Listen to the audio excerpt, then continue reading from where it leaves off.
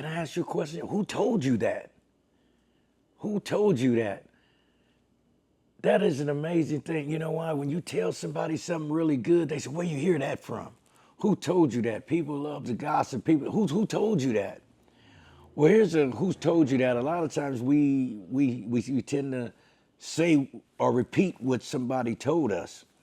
And that first happened. The man first said that in the Bible, and we had to watch what people are telling us and where we're getting our information. That phrase God quoted in the Bible when he asked Adam, who told you that? Who told you you were naked? Who told you? Who's telling you that you're no good? Who's telling you that you don't mean anything? Who's telling you? Don't let nobody tell you that. You are special and you are great. And it's very important that you stop allowing people to label you, to actually put you in a box, in a category. I was talking to some people earlier, and they really, you know, it really broke my heart how they felt toward the church walking in. They didn't look like everybody. They didn't feel like everybody. They didn't have it together. They were still doing things, and you know, they said, I just feel like I didn't belong. And I said, who told you that? It's like what the Lord said to Adam. Who told you that? You know why? Because it's very, very important, because people can actually take the word of God sometime. And what they'll do is they'll turn the word of God around to make it sound good or make it sound against you. Just like the saying, God helps those that helps themselves. That's nowhere in the Bible. God never said, God, and what's in the Bible is God says that he helps the helpless. He's there. He said, when I am weak, then look, when I'm with you, Lord, then I am strong. See, God, so don't think that you have to position yourself or make yourself up in a certain way before you come to God, before you trust God. What God is saying, who told you that? Who told you that you wasn't enough? Who told you that you didn't matter? Who told you that you didn't mean anything? Who told you that you was useless?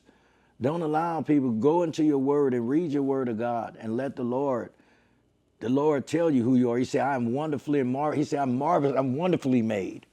The Lord tell you, look, what he says, be strong and of good courage. You are a mighty man and woman of valor. You have an opportunity right now. God said, look, what he said, be fruitful and multiply the earth. What that means, that's just not what kids, what that means is you, yourself. You be fruitful with love, multiply the earth with love, be fruitful with caring for one another, and multiply that, because when you treat somebody and when you that way toward other people, that multiplies. Then they in return be fruitful and multiply the others. You know, so be careful again what you're saying to yourself, what you allow other people to say to yourself. You are great, you are wonderful, and you are special. You're a child of God, and we are made in his image. And it's very important that we allow ourselves being made in his image to know that we are like him. Not just look like him, we are like him. When Jesus came, that allowed us to become like God. Okay? So you have powers. Jesus said, I've done miracles. He said, but these, he said, you seen the ones you done? I've done, he said, you'll do those and even more. So yeah, walking on water. Peter did it. He showed us what we can do if only we believe. What we believe is very important. We are to believe that. You to believe that. It doesn't matter what anybody else believe. It's what you believe. And you don't allow anybody to tell you anything. You say every tongue that rises up against you, you cast it down. No, I'm not. No, I'm not. No, I'm not. But you did this, and they'll try and bring your past up to shame you. They'll try and they'll try to do things and say things to shame you.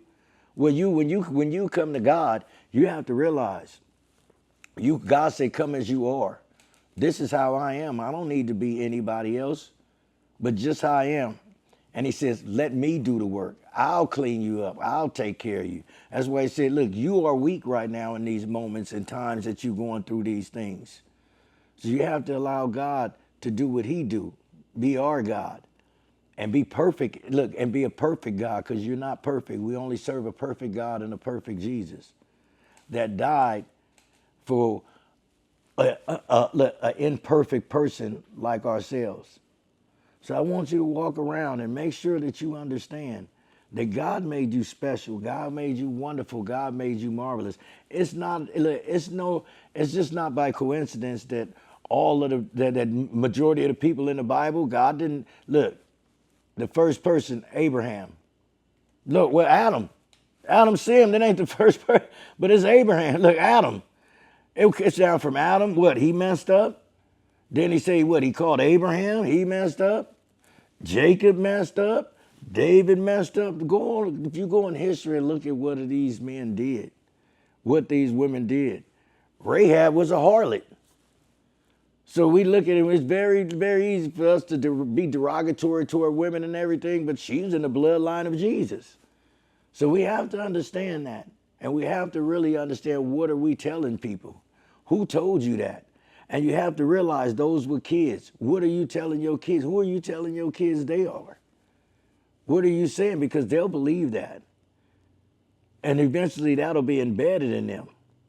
So I want you to understand. Please focus and tell people this. You are great. You are wonderful. Look, and you are needed. Most of all, we in this world, a part of life and a part of what God is, we have the image of God. We are needed.